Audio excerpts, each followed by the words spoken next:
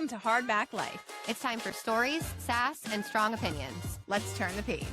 Hi, guys. Welcome to a late Hardback Life episode. I know it's still Tuesday, but it's later in the day Tuesday. It's obviously not 5 a.m. I mean, I guess it's not obvious, but Becca and I were visiting Sarah over the weekend. So I went down to Becca's on Thursday. We left to go to Sarah's on Friday, and we came back yesterday. So I went back to Becca's yesterday. Then from her, drove back to me. So I was in the car 10 hours yesterday. Becca was in at 7. We did not get to record an episode. We do have, like, for next week, we're doing a vlog of the weekend, but that would have taken longer than just doing something like by myself. So we didn't do last week. We have stuff for next week, but we didn't want to miss another week. So here I am. Like I said, I know it's a little late in the day, but that's okay. We're still here, right? That's the important part. So I hope everybody's doing well. I am currently reading on audio. I'm doing allegedly, listening to allegedly. And then I'm also still working on my dark romantasy arc. It's not bad. I haven't read much. Like, well, we were at Sarah's. I did not read once, which is very unlike me, but I didn't read it all over the weekend. So I'm a little bit behind, but I mean, I'm still reading it. So whatever. I did finish an entire audiobook on my way down to Becca's and then on my way up. And then that's why I was able to start allegedly. We're waiting to read an Emily Henry book together. Beach read, I think. I had it on Libby. Didn't realize it was already expiring. So I had to, it wouldn't let me renew. I had to send it back, and I'm waiting for it to come back, and then we're going to read it because that was my bad. I thought I had it longer. And when I say we, I mean me and Becca. So yeah, that's kind of it. Yeah, so I guess we can get right into it. So today we're going to talk about 3 books. And the way we're going to do this is I'm going to tell you a book that met my expectations, book that exceeded my expectations, and a book that did not meet my expectations. And I don't know how people are going to feel about that one. I do know, actually, but it's okay. I'm going to start with met my expectations, though, because I feel like that's like the baseline we can look at, right? So the book, it's really 2. It's in a series. It's Uprooted and Untangled by Kennedy Rhodes. And I read Untangled as an arc, and I read Uprooted before that. I really enjoyed these books. It was my first space romance.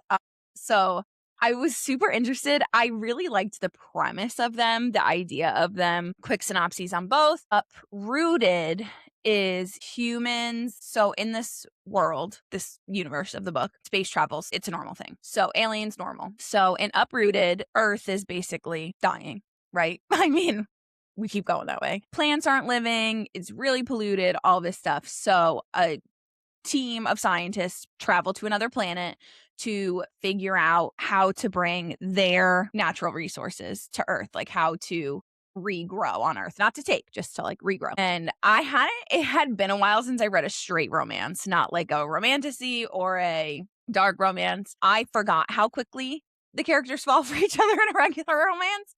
So it was kind of cute, to get it from the very beginning. I loved it. They're not crazy aliens. They don't have antennae or tails or anything. They're humanoid. They're just blue and bigger. So that's that's Uprooted. And then Untangled, I was so excited for because it involved a cult. And I love reading about cult stuff. I almost said I love cults, and that's not what I meant. But I just like to read and learn about them. It involved the space cult, and I loved it. I loved both of the male aliens, the MMCs, loved them. I thought the FMCs were enjoyable. So I really just enjoyed them. And like I said, I did read Untangled as an arc, but that's not why I picked it. I just think it's a recent read of one that really met my expectations, borderline exceeded, because like I said, it was my first alien romance, my first space romance, other than Star Wars, I guess, technically, but they never do interspecies romances. So I was nervous because I hadn't read Uprooted. I hadn't read Uprooted by the time I requested to be on the art team. But I was excited about it. I have wanted to kind of get more into sci-fi, and I know romance necessarily isn't exactly sci-fi. I do want to get more into the sci-fi, though. So this was my little stepping stone, right? We all have to take baby steps. So was still romance, but it was aliens, so it was sci-fi, and I'm gonna stick to that. So I'm working my way into the sci-fi universe. Yeah, I really enjoyed it.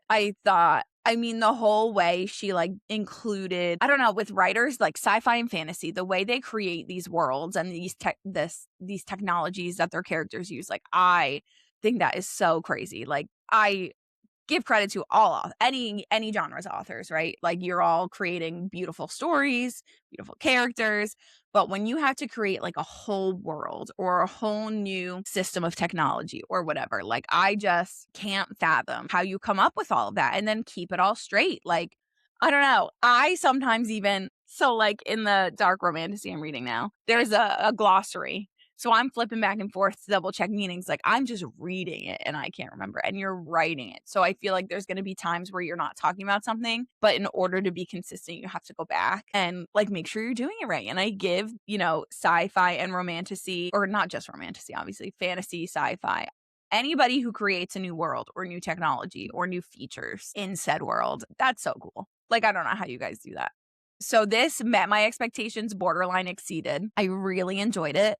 If you're looking for like a cute, quick romance, like I read them quickly. I was into them. I was enjoying them. If you're looking for a cute, quick romance with like a twist, like I said, they are aliens, right? Super cute. I would say Uprooted wasn't the spiciest. It had some spice. Untangled had more. And like I said, Untangled, I think I enjoyed just like a smidgen more because of the cult aspect. Like I thought that was such a funny twist to put on something. So I highly, highly suggest these two books. They are technically a series, but you can read them standalone.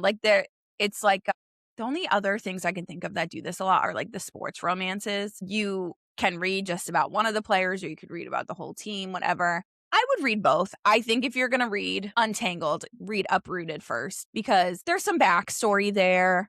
You get a little bit more about the characters. I suggest reading both. Like I said, you don't have to. It can be a standalone and it's a good standalone. Like it's not going to take away from the story. Just like having the background on other characters. A series I haven't done that to and I keep wanting to go back to. This is such a like side moment. I don't even know like the name of the overall series, but Miles High, Mile High.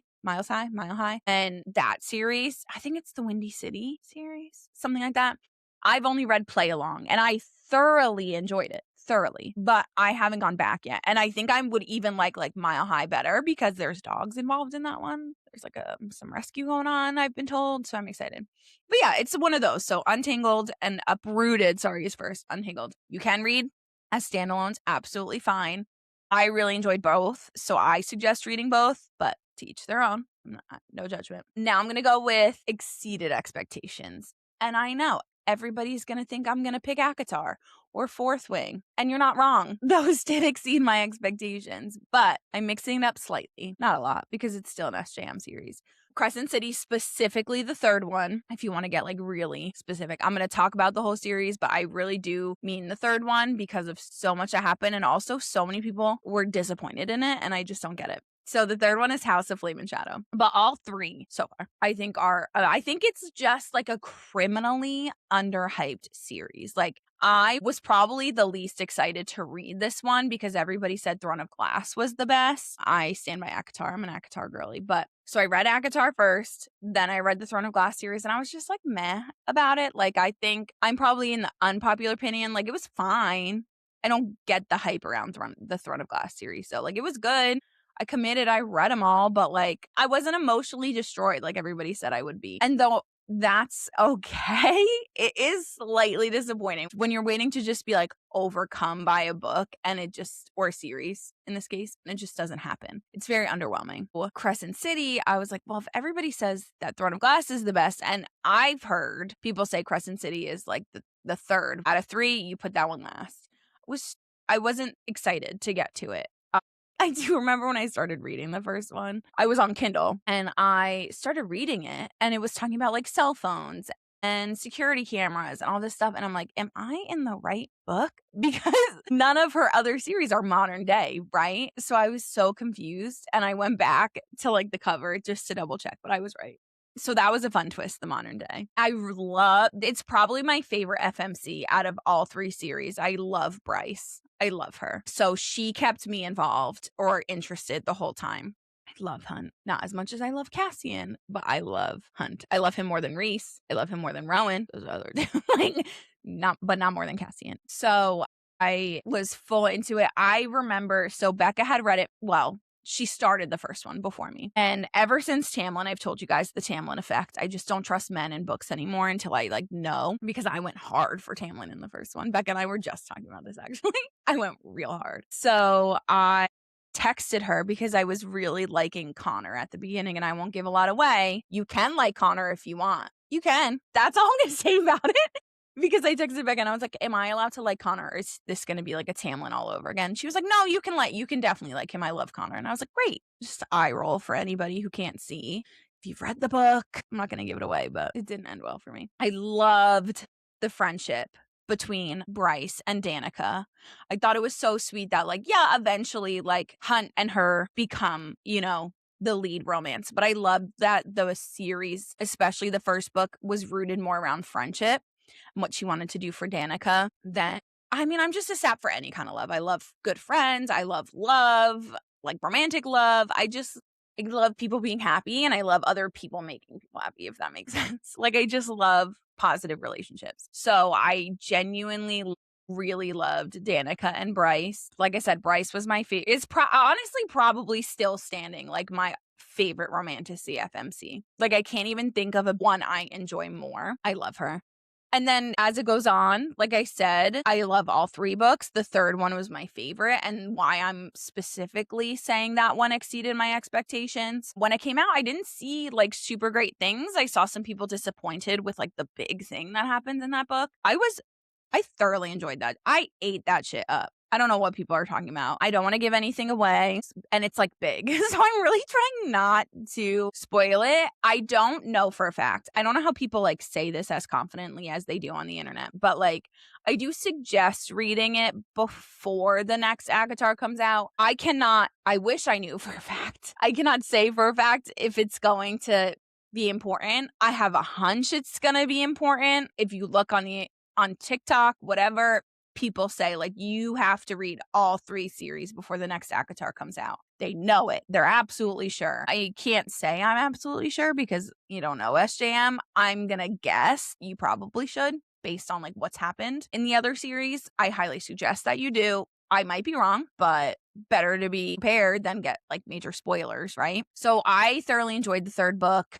Everything that happened, the I don't want to say new characters, but characters that we got in it. I'm trying so hard not to give anything away because it's a big one. Yeah, I really, truly, I don't understand the lack of hype around it. Let's look at a couple reviews for it. I wasn't going to do this, but it's the lack of hype is concerning. I think it's the most criminally underrated.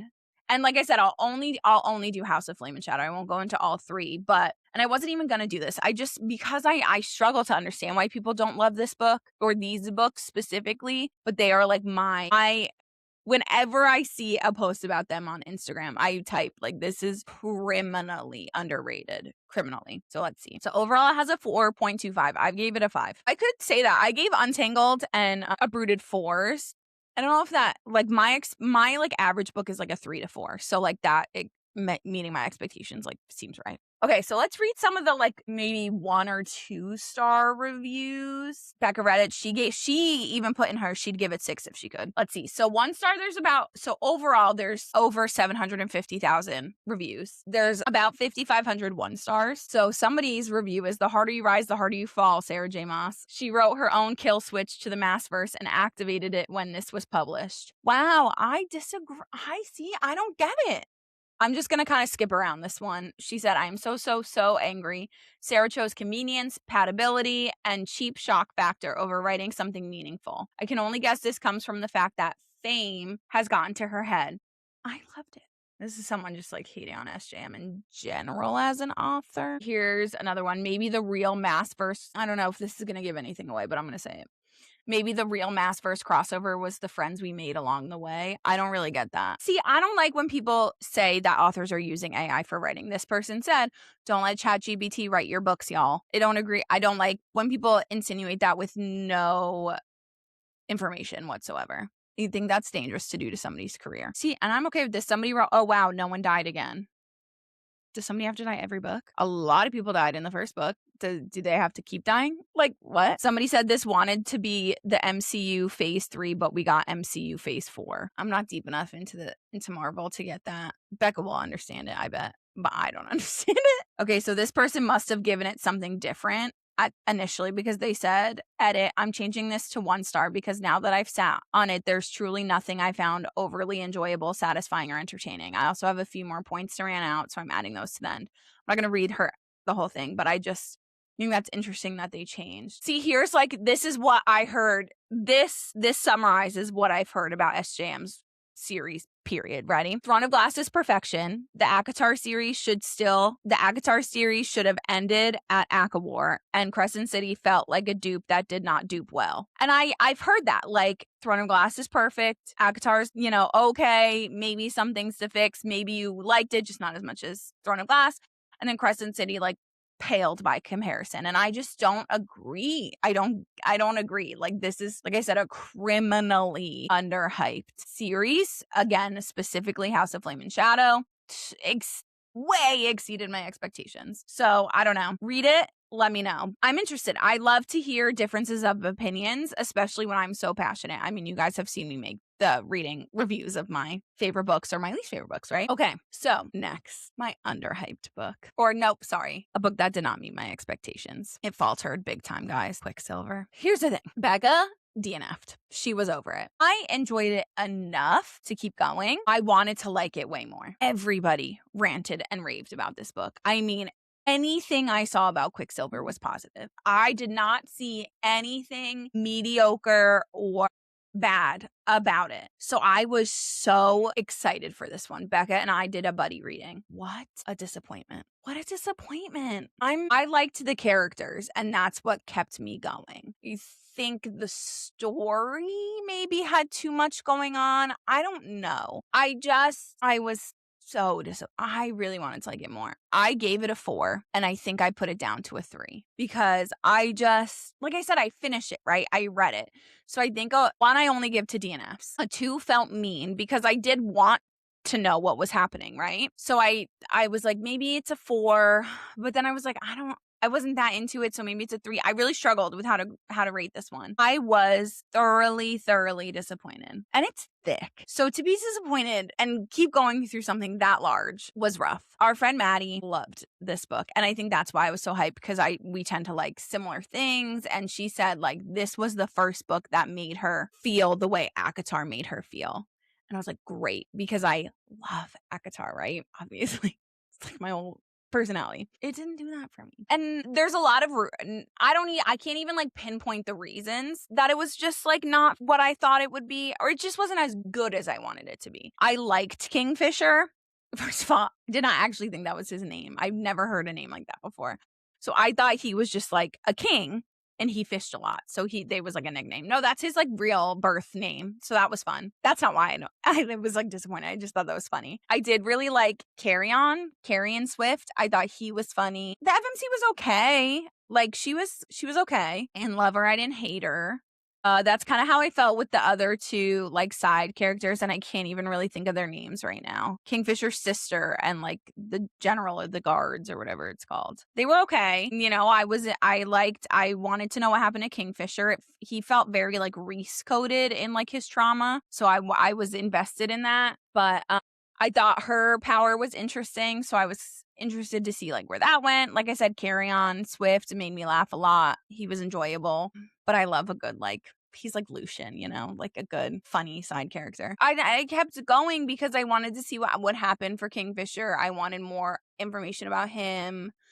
I'm not by any means saying she like copied or anything, but it gave a lot of like Throne of Glass mixed with some ACOTAR, mixed with some other like regular romantasy tropes that you see a lot That's okay. Like, it's just not, it maybe was doing too much. Is that it? Maybe that's the issue. It was like too much was trying to happen for me. And then like also just like the middle of it. I was really over hearing about her making the weapons and the medals and all that. That went on for a really long time.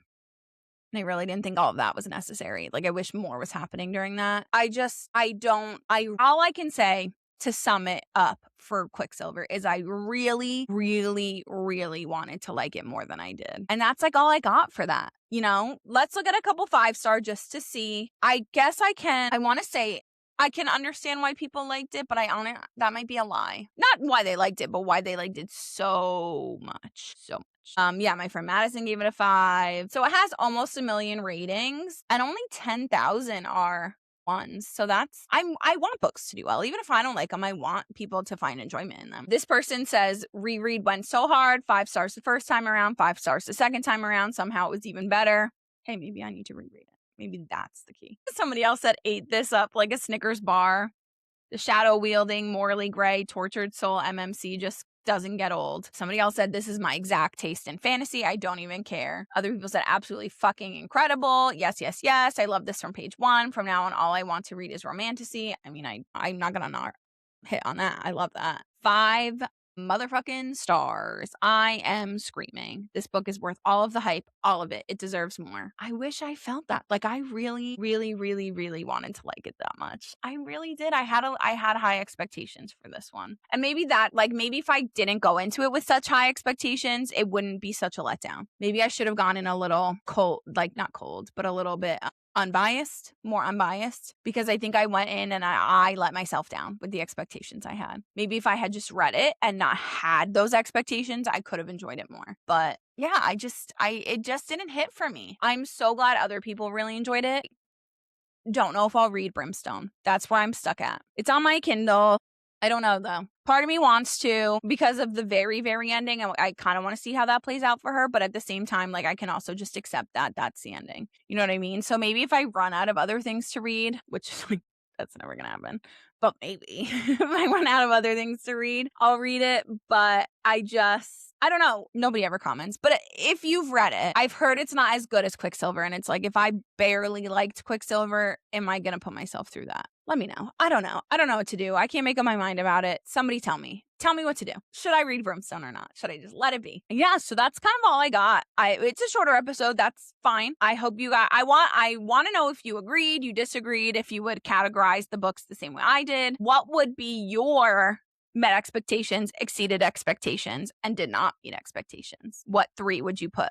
I would love to know. Yeah, that's all I got. So next week's episode will be like a vlog of our trip to North Carolina. And then after that, maybe we do keep talking about how the last one we did together was a 2-parter and we haven't done the second part yet. So we'll get to that eventually. We promise. But if you enjoyed this, please like, subscribe, follow, rate if you're listening on Apple or Spotify. If you're listening on YouTube, share it, subscribe, all of that good stuff. You can find our social media, Hardback Life, Instagram, TikTok, website. We're working with a couple authors coming up soon, so that'll be fun. But like I said, next week will be like a vlog. I joked that I'm going to have to look up like a David Dobrik vlog. I don't know how to vlog correctly, I think. I don't know. So with that, stay cunning, stay brave, and remember, you are your own high lady. Bye, guys.